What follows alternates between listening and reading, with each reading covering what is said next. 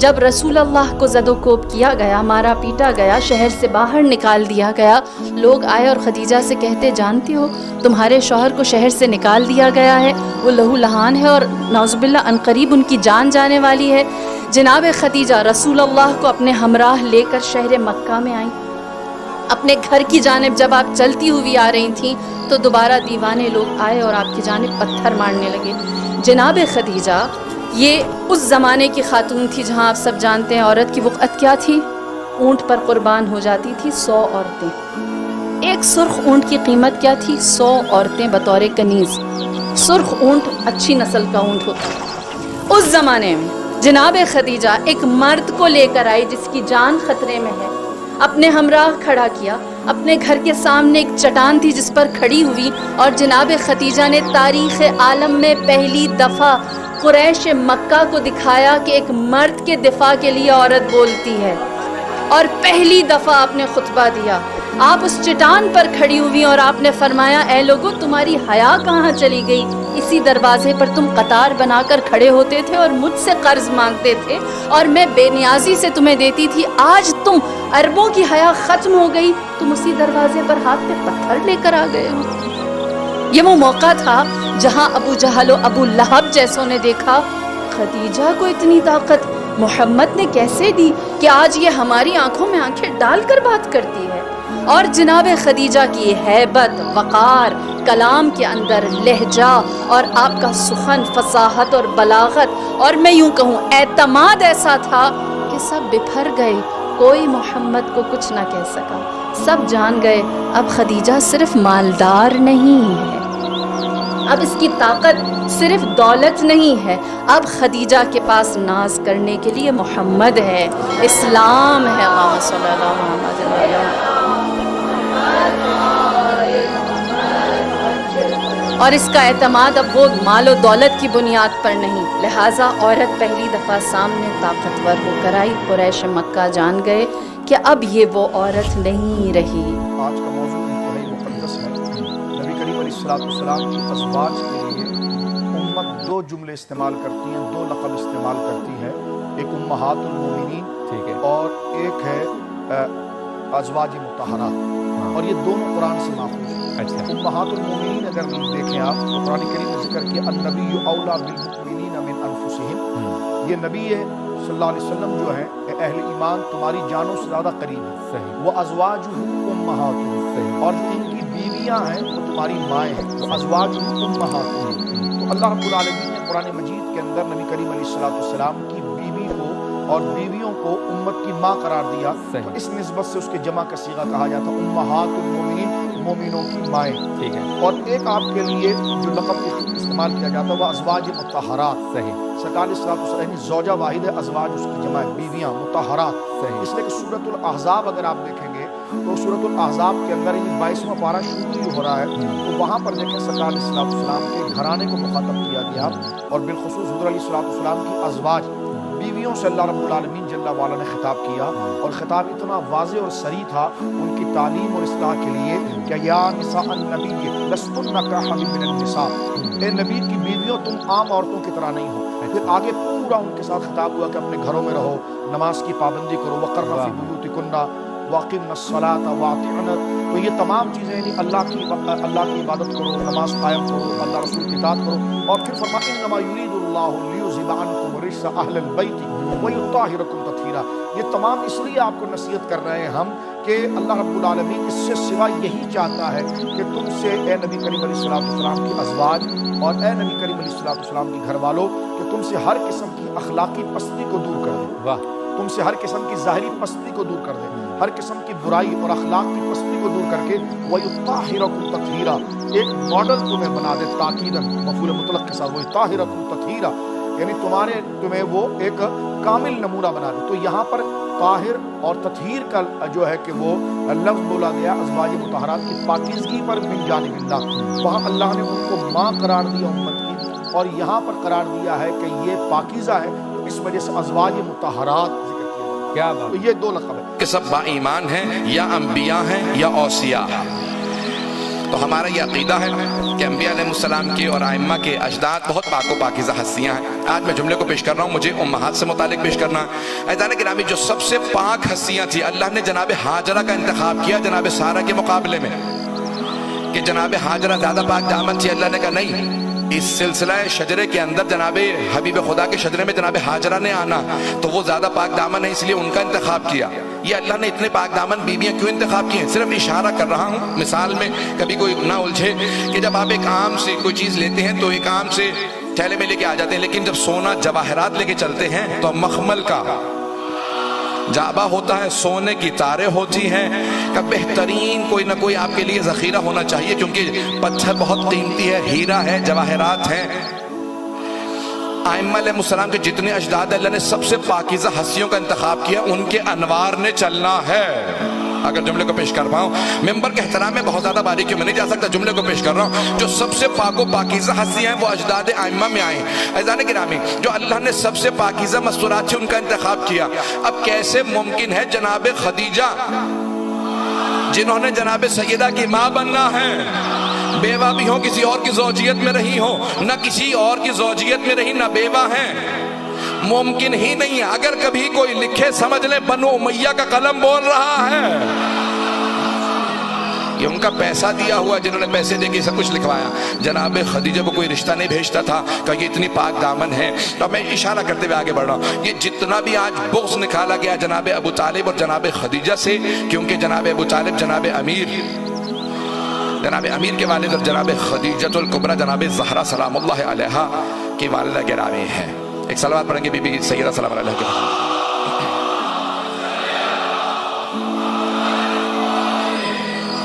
وَوَجَدَكَ عَائِلًا فَأَغْنَىٰ, پایا اللہ نے آپ کو کیا تنگ دست تھے, اللہ نے غنی کر دیا. غنی کس طور سے کیا؟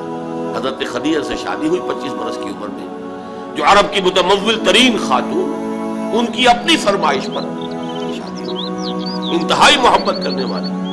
تو واقعہ میں آپ کو سنا رہا تھا کہ اس زمانے میں یہ 25 برس سے لے کر اور 40 برس کی عمر شریف کے مابین کبھی یہ واقعہ پیش آیا ہے کہ حضور ایک دفعہ کہیں نکل گئے مکے سے باہر. مختلف وادیاں ہیں, پہاڑ ہیں, پہاڑوں کے مابین وادیاں. ایک وادی میں آپ نے دیکھا کوئی قبیلہ آ کر پڑاؤ ڈالے ہوئے ہیں, انتہائی مفلوق الحال, بھوک کی وجہ سے جسم سوکھ کر کانٹے ہوئے ہیں, تن پر کپڑے نہیں. حالت دیکھ کر آپ آئے, انتہائی ملول اور غمگین ہو کر گھر میں آ کر چادر لے کر لیٹ گئے. اب پوچھا حضرت خدیجہ نے کیا ماجرا ہے, کیا معاملہ ہے؟ آپ نے فرمایا میں گیا تھا باہر فلاں وادی میں, میں نے یہ دیکھا فلاں گھاٹی میں قبیلہ ہے, پڑاؤ ڈالے ہوئے اور یہ حال. حضرت خدیجہ اور فرمانے لگے کہ میرے پاس دولت نہیں ہے کہ میں ان کے لیے مدد کر سکوں. سرمایہ تو حضرت خدیجہ کا تھا, آپ کی اپنی ذاتی دولت نہیں. اس پر حضرت خدیجہ نے فرمایا اچھا آپ جائیے اور بڑے بڑے قریش کے چند سرداروں کے نام لیے کہ ان کو بلا لائیے. حضور گئے, وہ سب آ گئے. اتنی دیر میں اتنا بڑا ڈھیر اشرفیوں کا حضرت خدیجہ نے لگا دیا کہ جب حضور آ کر بیٹھے تو اس کے پیچھے چھپ گئے.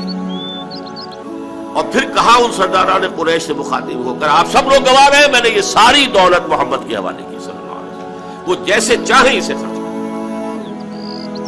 ایسی بیوی جس نے ساتھ کیا. میں اگر اس موضوع پر چونکہ میرے کچھ خاص احساسات ہیں اس میں وہ بیان کروں گا تو پھر بہت وقت نکل جائے گا کہ حضرت خدیجہ رضی اللہ تعالیٰ عنہ کا کیا مقام تھا جسے ہم میں سے اکثر نہیں جانتے. الصدیقۃ الکبریٰ, جیسے حضرت مریم کے بارے میں آتا ہے قرآن میں, کان امہ صدیقہ, تو اس امت کی الصدیقۃ الکبریٰ حضرت خدیجہ رضی اللہ تعالیٰ عنہ. اور ایک بات راز کی ہے جو میں کہہ رہا ہوں, عام طور پر عام خطابات میں یہ باتیں نہیں کہی جاتی. مجھے تو محسوس ایسا ہوتا ہے کہ اللہ تعالیٰ نے حضرت خدیجہ کی ذات میں حضور کو صرف بیوی کی وفاداری اور وفاشعاری اور محبت نہیں دی ہے, والدہ کی شفقت بھی دی ہے. حضور محروم ہو گئے, بہت اگلی عمر میں, والد کو تو دیکھا ہی نہیں, والدہ کی شفقت سے بھی بہت عمر کا فرق اتنا تھا, 25 اور 40 کیجیے. اور آپ کو معلوم ہے میری نانی میرے بڑے ماموں سے 13 برس بڑی تھی. 13 برس میں ان کی ولادت ہو گئی تھی، اور عرب کا معاملہ تو اور گرم ماحول کا تھا. تو کیا 15 برس کی عمر میں حضرت خدیجہ کی اولاد نہیں ہو سکتی تھی؟ اگر وہ ہوتی تو کیا وہ حضرت حضور کی ہم عمر نہ ہوتی؟ اس حوالے سے چنانچہ ایک واقعہ میں آپ کو اور سنا دوں. ایک مرتبہ حضور صلی اللہ علیہ وسلم اسی طرح جو بھی نیا تجربہ تھا عالم ملکیت اور عالم بشریت کے درمیان اتصال کا، اور جس کی وجہ سے ایک خوف کسی کیفیت تھی، ایک تشویش کا سا انداز. تو حضرت خدیجہ نے ایک مرتبہ یہ کہا کہ اچھا اب جب وہ آئے وہ فرشتہ ہے یا کیا ہے، وہ بدبو ہے یا کوئی واقعی میں فرشتہ ہے، جب بھی وہ آپ کو نظر آئے تو مجھے بتائیے. حضرت جبرائیل آئے، حضور نے فرمایا وہ آ گیا. اب ذرا نوٹ کیجیے، حضرت خدیجہ نے اپنے بال کھول دیے، اپنی آغوش میں حضور کو لے لیا اور پوچھا کہ کیا اب بھی نظر آ رہا ہے؟ اب فرمایا نہیں. فرمایا یقیناً یہ فرشتہ ہے، کوئی بدرو نہیں ہے. فرشتہ ہے جس نے حیا کی ہے. اگر کوئی بدرو ہوتی تو لذت لیتی، وہ غائب نہ ہوتی. اب آپ اندازہ کیجئے عظمت فکر، سوچ کا، آپ کے فکر کا، شعور کی بلندی کا. بہرحال سن 10 نبوی کا تذکرہ کر رہا تھا، حضرت خدیجہ کا انتقال ہو گیا، ابو طالب کا انتقال ہو گیا. آپ صلی اللہ علیہ وآلہ وسلم کے عقد میں آلموسٹ 24 سال تک رہی ہیں حضرت خدیجہ. 25 سال کی عمر میں آپ کی شادی ہوئی، تو جب آپ کی عمر مبارک 49 ایئرز ہوئی ہے تو حضرت خدیجہ فوت ہوئی ہے.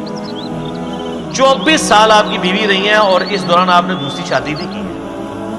یہ آپ کی جتنی بعد والی شادی ہیں ان کی وفات کے بعد ہے. اتنی محبت تھی، دوسری شادی نہیں کی.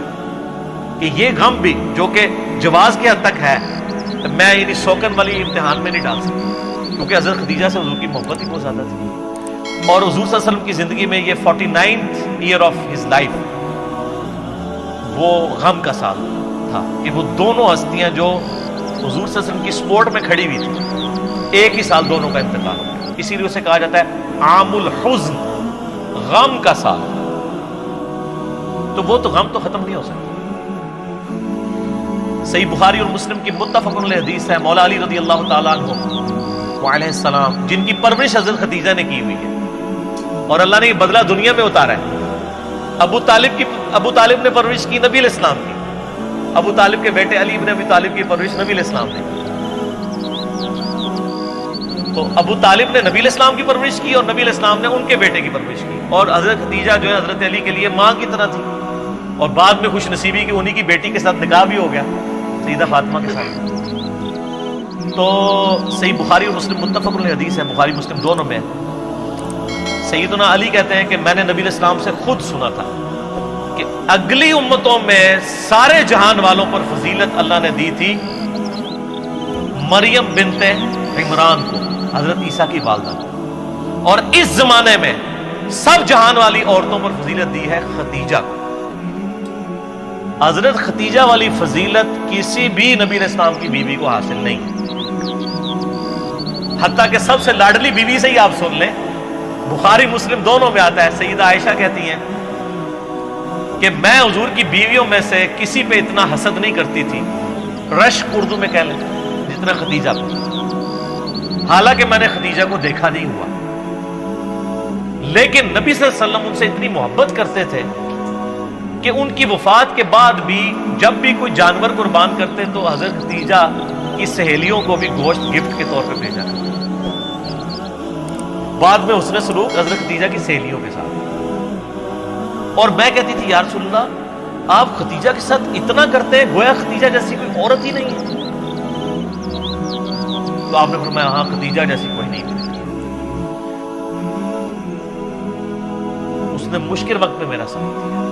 بخاری مسلم دونوں میں کہ ایک دفعہ حضرت خدیجہ جو ہے وہ سالن پکا کے کھانا نبی علیہ السلام کے لیے لے کے آ رہی تھی. تو نبی علیہ السلام نے ہمیں خود یہ بات سنائی کہ اس وقت حضرت جبرائیل علیہ السلام میرے پاس آئے اور مجھے کہا کہ آپ کی بیوی جو ہے نا آپ کے لیے کھانا لے کے آ رہی ہے اور اس بیوی سے آپ نے کہنا ہے کہ اللہ تعالیٰ اس پہ سلام بھیجتا ہے اور جبرائیل بھی سلام بھیجتے ہیں. سر آپ امیجن کر سکتے ہیں کسی شخص کو یہ بتایا جائے کہ اللہ تعالیٰ نے آپ کی طرف سلام بھیجا ہے. آپ تو جناب بزرگوں کے سلام کے لیے ترس رہے ہو. تو حضرت خدیجہ جب وہ کھانا لے کے حضور کے سامنے رکھا تو آپ حضور نے فرمایا کہ اللہ تعالیٰ نے تیرے لیے سلام بھیجا اور جبرائیل علیہ السلام. یہ حدیث بخاری مسلم دونوں. اور امی عائشہ رضی اللہ تعالیٰ عنہ فرماتی ہیں مجھے کسی سوکن پہ حسد نہیں، رشک نہیں آتا تھا مجھے اپنی کسی سوکن پہ، کیونکہ مجھے پتا تھا نبی کو سب سے زیادہ محبت کس سے ہے؟ مجھ سے. فرمایا مجھے اگر آتا تھا نا تو خدیجہ پہ آتا تھا، 40 سالہ بیوہ پہ ہے بھائی، جن کا انتقال ہو چکا تھا. نبی موت کے بعد بھی ان کو یاد رکھتے تھے. ایک دن امی عائشہ نے فرمایا یا رسول اللہ بڈھی عورت سرخ جبڑوں والی، اسے آپ اسے کیوں سوچتے ہو، اسے کیوں یاد رکھا ہے آپ نے؟ آپ صلی اللہ علیہ وسلم کو غصہ آ گیا. تو جو عیش پرست ہوتا ہے وہ اپنی بوڑھی بیوی کو یاد رکھتا ہے بھائی؟ کبھی یاد نہیں. آج لوگ پوچھتے ہیں کہ خدیجہ کی کتنی دولت تھی، ابو طالب کا کتنا اثر تھا، اس کا حساب لگانا ہم جیسے غریبوں کے بس کی بات نہیں ہے. لیکن ایک بات طے ہے اور 100% طے کہ اس دور کا جو بھی مسلمان سر اٹھا کے چلتا تھا تو وہ ابو طالب کی طاقت تھی، اور جو روٹی کھاتا تھا وہ خدیجہ کی دولت.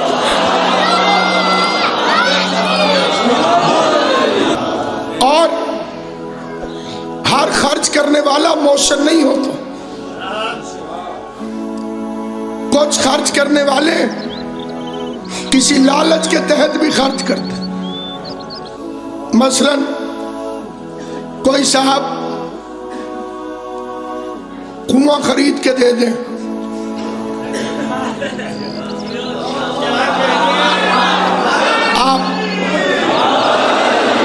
آپ تیل کا سمجھیے، پورا کنواں خرید کے دے دیں، محمد پر کوئی قرض نہیں ہے، 40 سال خود بھی تو پوچھتے رہے ہیں.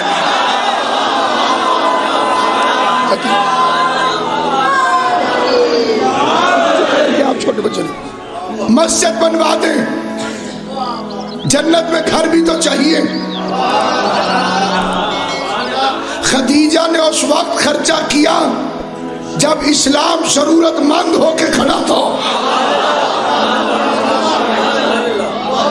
اتنا ضرورت مند کہ جو کلمہ پڑھتا تھا بائیکاٹ ہو جاتا تھا، حضور کے پاس آ جاتا تھا، کلمہ پڑھا ہے کھانا کھلائیے.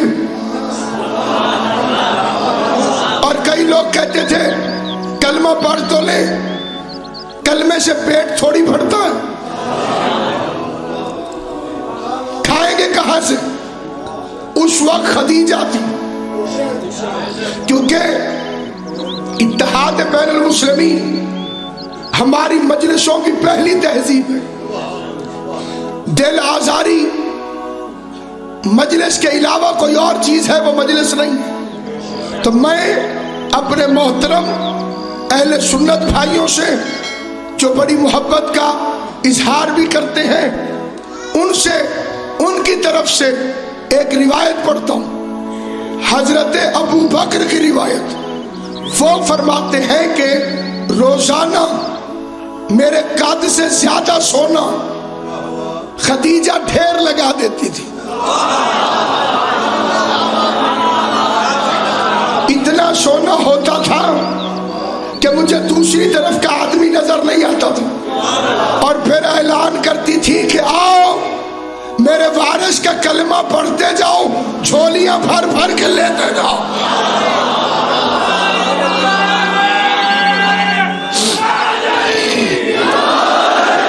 میرے وارث کا کلمہ پڑھتے جاؤ اور جھولیاں بھر بھر کے لیتے جاؤ. کلہاڑیوں سے سونا کٹتا، جھولیوں میں لوگ بھرتے اور لا الہ الا اللہ پڑھتے. اور فرماتے ہیں کہ جب شام ہو جاتی اور سونا ختم ہو جاتا اور خالی چادر کو حضور اٹھا کے صاف کرتے. تو شکریہ ادا کرنے کے لیے خدیجہ کی طرف پیغمبر کی نگاہیں اٹھتی. اس سے پہلے کہ حضور شکریہ ادا کریں, خدیجہ اپنی چادر سے مصطفیٰ کے نالین کو صاف کرنے لگ جاتی اور فرماتی شکریہ ادا کر کے کنیز کو شرمندہ نہ کریں. یہ جو صبح آپ کے چہرے کی زیارت کی تھی اس کا صدقہ اتارا ہے.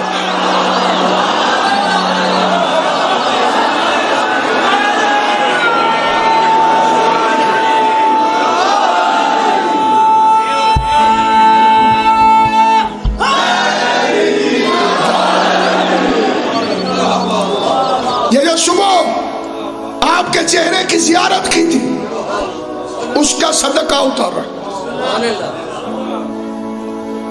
آج تک اس بیوی کے ساتھ ایک ہی تعصب ہے, اور تعصب کی وجہ خالی یہ ہے کہ علی کی ساس تھی.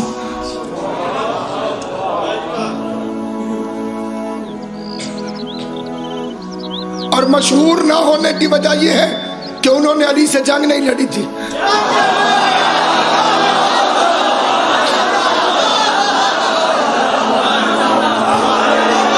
ورنہ کردار کی جس بلندی پہ یہ شہزادی ہے اور کوئی بس نہیں چلا, پہلا تیر چلایا. سب بیوہ تھی, ٹھیک ہے, 2 شادیاں تھی پہلے, ایک بھی نہیں 2. اور اب رشتے آتے ہیں تو کسی سے شادی نہیں کرتی. تیسری شادی پہ نخرے نہیں ہوتے. جسے بات سمجھ میں, تیسری شادی پر دلہن والے نخرہ نہیں کرتے. جس نے بڑے بڑے بادشاہوں کے رشتے ٹھکرا دیے وہ پہلے والے کون تھے جن سے شادیاں کر لی؟ ان کا تعارف تاریخ کے پاس اس سے زیادہ کچھ نہیں کہ شوہر تھے. اس کے علاوہ کوئی ان کی آئیڈینٹیفیکیشن نہیں. ان کو یہی سب مقام لگا ہوا, یہی تارے, یہی تاج کہ صاحب یہ اس اسلام کے آدمی پہلے شوہر تھے. ثابت کیا کرنا چاہتے ہیں کہ جی بیوہ تھی جب حضور کے پاس ہے. تمہیں یہ سمجھ نہیں آتی کہ خدیجہ کو محمد کنوارا ملا ہے؟ اسے بات سمجھ آئے گی وہ میرے سامنے. بات سمجھ میں آتی جائے تو بولتے جانا. یہ فضیلت سمجھ میں نہیں آتی.